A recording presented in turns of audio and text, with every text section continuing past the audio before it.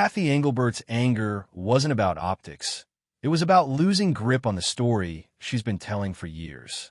The Caitlin Clark commercial didn't just challenge tradition. It tore through the league's core identity. For decades, the WNBA has resisted turning its stars into singular icons, insisting that success must be shared, that the league is the product. But this commercial flipped that script. If you're here for the real story and not the filtered version, subscribe. And if you're sticking around for the next meltdown, you better definitely subscribe. Clark wasn't framed as a rising rookie or part of team. She was the moment. The result? A branding war erupting at the highest level, with Engelbert furious and league executives quietly terrified of what this means long-term. What's unraveling now is bigger than a controversial ad. Clark's independence, corporate power, and market pull have exposed how fragile the league's control really is. Her rookie salary, just over $76,000, is a footnote compared to the millions she's earning through endorsements. And that discrepancy is fueling both resentment and fear. Rumors of sabotage, tension in locker rooms, and whispers of an orchestrated slowdown to humble her only amplify the crisis. If the league doesn't shift its mindset fast, it risks losing the one player who might have actually changed its trajectory. The commercial dropped like a bomb. Caitlin Clark, center screen, stepping into an empty gym that suddenly lights up. Seats fill. Cameras flash. A single line runs across the screen. She's not joining the league. She's reviving it. That was the moment everything cracked behind the scenes. Publicly, it looked like a win. The kind of viral campaign the WNBA desperately needs. But internally, it triggered something else entirely. High-ranking voices within the league saw that message not as a celebration, but as a threat, a direct challenge to the league's identity. And at the heart of the storm, WNBA Commissioner Kathy Engelbert, furious, blindsided, and reportedly seething that the ad positioned Clark above the league itself. What set Engelbert off wasn't just the optics. It was the branding war buried inside the message. For years, the WNBA has built its marketing around team success and the league as a whole. The logo comes first, the shield, the parody, the idea that no player is bigger than the game. But this commercial, it flipped the formula entirely. It didn't just spotlight Clark, it mythologized her. She wasn't portrayed as a promising rookie. She was framed as a once-in-a-generation savior, the face of women's basketball. The commercial didn't imply she was part of the league's success. It positioned her as the reason the league might survive at all. It mocked the old hierarchy without saying a word. And in a league that's been resistant to individual stardom, that was gasoline on the fire. The blowback hit quickly. Inside WNBA offices, the message was clear. The campaign had crossed a line. There was talk of league leadership trying to rein in the narrative. But Clark didn't flinch. She didn't issue apologies. She didn't walk it back. Her team stayed quiet, letting the commercial speak for itself. And that silence, that independence, it made things worse. To leadership, this wasn't just a marketing disagreement. It was an uprising. Clark's stardom wasn't just outpacing the league's efforts. It was overshadowing them. Her $28 million Nike deal made headlines. Her sold-out games kept stacking. And every time the cameras turned to her, they turned away from the league's usual playbook. Suddenly, it was no longer about growing the WNBA brand. It was about Caitlin Clark becoming the brand.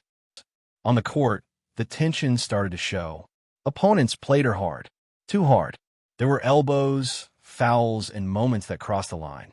Veteran players who had clawed their way through years overseas, low salaries, and limited coverage weren't just frustrated.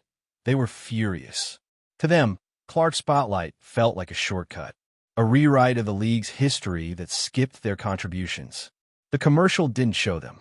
It showed empty seats, then Clark. The implication hit like a slap, and it translated into aggressive play that fans couldn't ignore. Whether it was jealousy, resentment, or straight-up anger, the tone around her shifted fast. What should have been a welcome tour became a target practice. The league, already struggling to maintain control of the narrative, found itself in a bind. If they defended Clark, they'd look like they were playing favorites. If they stayed silent, the hits would keep coming, literally. Instead, rumors began to swirl that the league was doing something else entirely, letting her take those hits, letting her struggle, letting the narrative cool itself down through fatigue. There was no official policy, no proof. But when the Fever's own GM, Lynn Dunn, started speaking up, the whispers got louder. Dunn reportedly called out league leadership, hinting at intentional resistance behind the scenes. To some, it looked like sabotage, a calculated move to keep Clark's spotlight from burning too bright. Meanwhile, Clark looked visibly exhausted. The fun had drained from her early games. The smiles were fewer. The spark dulled. She kept showing up, but the joy of the moment had been replaced by pressure and the feeling that she was carrying more than a basketball franchise. She was carrying the future of a league that didn't fully embrace her. Fans saw it. The media saw it.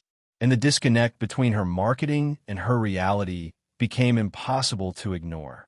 In the commercial, she was a superhero. In the league, she was being shoved around, overworked and underpaid. Her rookie salary? Around $76,000. A fraction of what she made in endorsements. And that alone was proof of how far the league still had to go. Commissioner Engelbert didn't hold back in private, according to insiders. The commercial wasn't just a bad look, it was a violation of her vision. She had spent years trying to build up the league's shield, trying to establish a unified brand that didn't rely on one player. She saw Clark's rise, and especially the messaging around it, as a threat to that foundation. To her, the league couldn't afford to become dependent on one star. And more importantly, it couldn't afford to lose control of the narrative. But by trying to clamp down, she risked something bigger, alienating the only rising star with the power to bring in an entirely new audience. The league needed Clark, but leadership didn't want to admit how what's playing out now isn't just a branding conflict. It's a structural crisis, a tug-of-war between the past and the future of women's basketball. On one side, a commissioner trying to preserve the old model. On the other, a star with the market power to rewrite the rules. And, stuck in the middle, a league that isn't sure how to adapt without falling apart. If Clark keeps dominating headlines, Nike's $28 million deal will be just the beginning. Corporate partners will want her front and center. Foreign leagues will make offers. And if the WNBA continues resisting her individual power, they may lose her altogether. The commercial wasn't just a marketing campaign. It was a warning shot. Players, fans, and even some execs are starting to realize what's at stake. The league's old strategy, emphasizing parity, pushing the collective, no longer fits the moment. People don't come to games for a logo. They come for players, for stars, for stories. And if the WNBA can't tell those stories the right way, someone else will. Clark isn't going to wait forever, and neither will the market. Behind the scenes, the Fever's own front office was beginning to feel the heat. Lynn Dunn, a longtime executive who's seen just about every era of women's basketball, reportedly voiced frustration that league leadership was out of step with reality. If Clark was the engine pulling the league into a new chapter, why were they treating her like a problem instead of a breakthrough? The contrast couldn't be more obvious. On one end, corporate giants like Nike were treating Clark like a generational asset. On the other, the league was clinging to parody messaging that ignored what the public was actually responding to. Dunn's quiet resistance started to look more like open rebellion, a rare crack in the typically unified front of WNBA leadership. Clark herself never addressed the firestorm directly. In her pressers, she stayed calm, measured, focused on basketball. But everyone knew what was happening. The questions got more pointed. The media didn't miss a beat. Was the league doing enough to protect its star? Was Clark being left out to dry? The pressure didn't just build on the court. It built in the locker room, in the media rows, in every press conference where silence spoke louder than any quote. What made it worse was the awkward balancing act. Clark had to pretend everything was fine, even when it wasn't. She couldn't throw the league under the bus, couldn't call out officials, couldn't clap back at veterans going at her ankles. The rookie grace period had turned into a political minefield, and she had no choice but to keep walking through it. The commercial's message wasn't just bold, it was effective. It changed the conversation overnight. Every major sports outlet ran coverage. Clips went viral. Fans who had never watched a WNBA game were now watching Clark. And that's exactly what the league had always said it wanted: growth, expansion, attention. But the success came with terms the league didn't seem ready to meet. Clark's brand wasn't waiting to be invited to the spotlight. It was the spotlight. The league could either adapt or risk being left in the dark. The fact that leadership tried to slow that momentum only highlighted how disconnected they'd become from the reality on the ground. Clark was packing arenas in cities that hadn't seen sellouts in years. Merchandise flew off shelves. Broadcasters were bumping her games into prime time. This wasn't theoretical growth. It was revenue, attention, ratings, and cultural impact. And it wasn't happening because of a team-first message. It was happening because of her. The commercial showed exactly what fans already believed. Clark changed the math. The WNBA's resistance didn't just look ungrateful. It looked irrational. Every hit she took, every cold shoulder she got from the league, made her more of a martyr figure to fans. It made the commercial feel even more prophetic. She was reviving something, but it wasn't just basketball. It was relevance. Tensions continued bubbling inside the locker room. Veteran players had every right to feel overlooked, but the problem wasn't Clark. It was a system that had never properly supported their growth. Clark didn't write the commercial. She didn't design the pay gap. She didn't choose to be the face of the league overnight. But she became the lightning rod for all of it. The resentment started turning into aggression. A few hard fouls became viral moments. Words were exchanged during games. Commentators began questioning whether this was just competitive fire or was something deeper. Fans noticed. They weren't just watching the game. They were watching the narrative shift in real time. The league's silence on the increasing physicality didn't help its image. Eventually, the emotional weight started showing. Clark's game was still strong, but the pressure was relentless. She wasn't just expected to perform. She was expected to carry an entire league's expectations, history, and baggage. And when the same league seemed hesitant to stand behind her, the emotional toll hit harder. There were moments where she looked mentally spent. The joy of college dominance had given way to a political mess that few rookies would be able to navigate. The cameras stayed on her, but now the expressions were different. Less celebration, more survival. Fans began to sense that beneath the brand deals and commercials, she was being isolated. From a league side, Engelbert remained focused on maintaining the league's existing structure. She pushed back on claims of favoritism. But that was never the issue. The problem wasn't favoritism, it was refusal. Refusal to see that Clark's individual draw wasn't a threat to the league's identity. It was the league's next identity, whether they liked it or not. What Engelbert viewed as protecting the brand, others viewed as limiting its growth. While the commissioner tried to protect team parity, fans were choosing their favorites. The same way they once did with Jordan, with LeBron, with Serena. That's how modern sports work. Trying to force a flat playing field in a star-driven era just made the league look. And that's the real story here. This isn't just about a commercial. It's about the WNBA reaching a breaking point. The old rules don't apply anymore. Clark's success proves that fans follow people, not just teams. Corporate sponsors want faces, not collectives. The world has moved on, and the WNBA is now facing a choice. Move with it, or risk being moved out of the conversation entirely. Clark hasn't said whether she'll consider overseas offers. But if this tension continues, the door will stay open.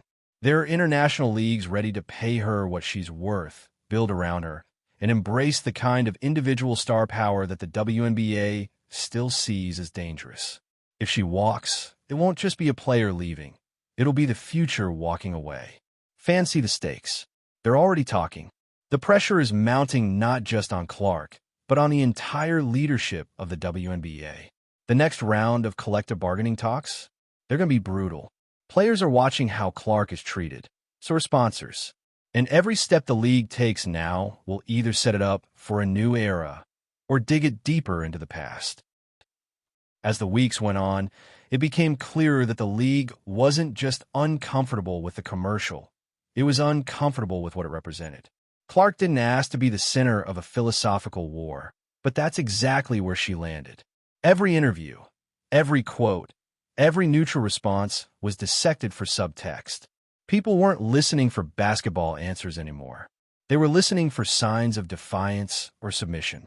And the irony is, Clark never positioned herself as bigger than the league. The commercial did that for her.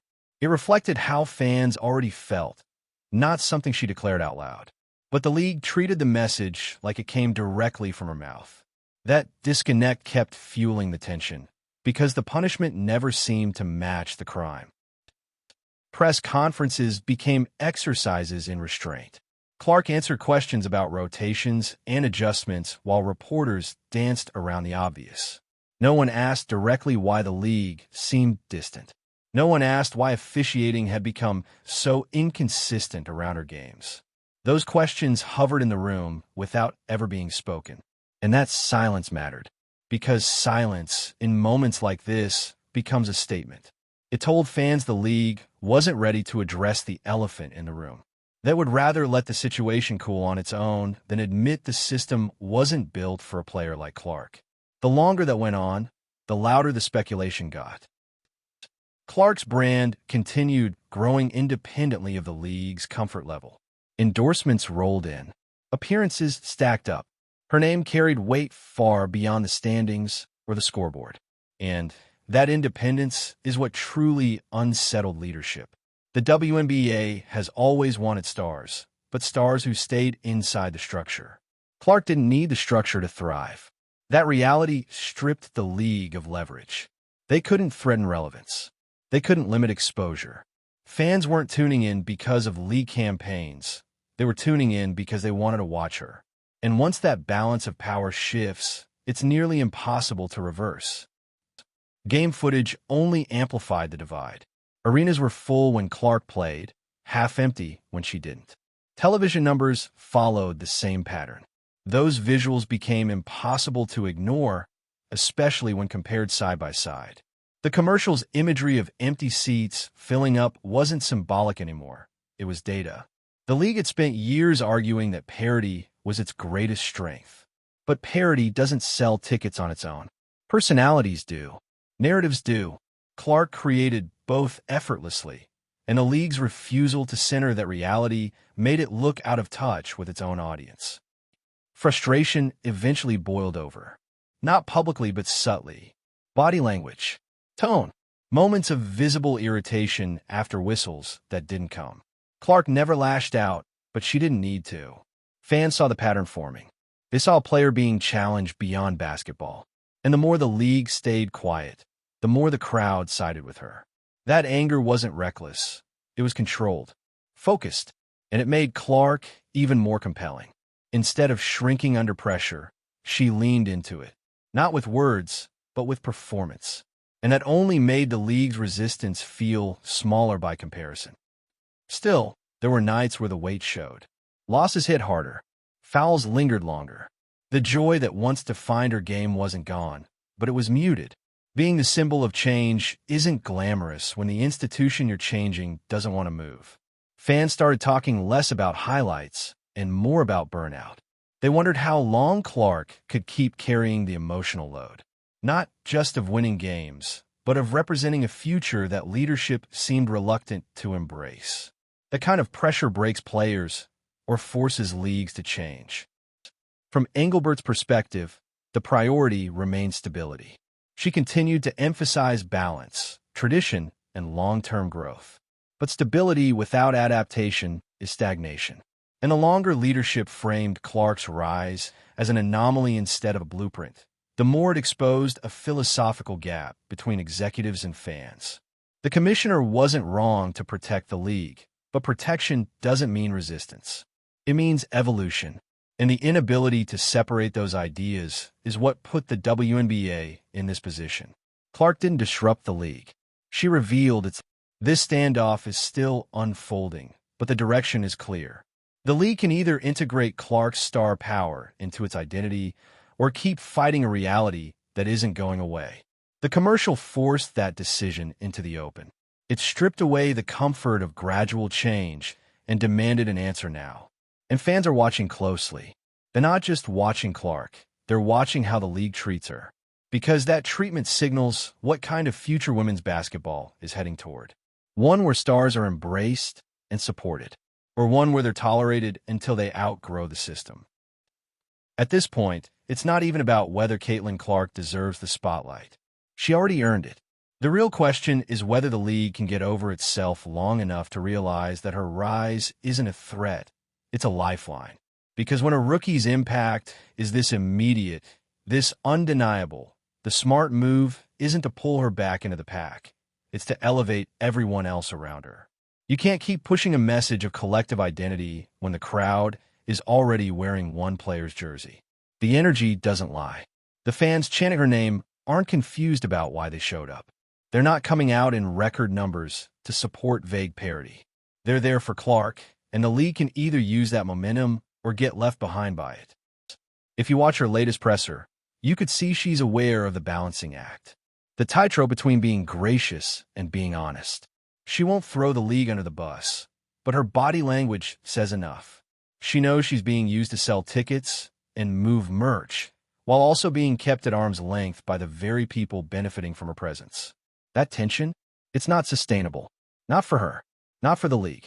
The WNBA either builds a new identity around the reality it's already living in, or it risks watching its most valuable asset find a stage that's more willing to let her shine. Let's be real. This moment is bigger than one ad campaign. It's about legacy, control, and whether the people in charge can adapt before they become irrelevant. Clark isn't trying to take over. She is the moment. The league's next move will determine whether this moment becomes a movement or a missed opportunity. If you're all in on this story, drop a comment and let us know where you stand. Hit that like button if you think the league needs to wake up. Share this with someone who's been keeping an eye on the drama. And subscribe so you don't miss what happens next. Because trust me, it's only getting messier from here.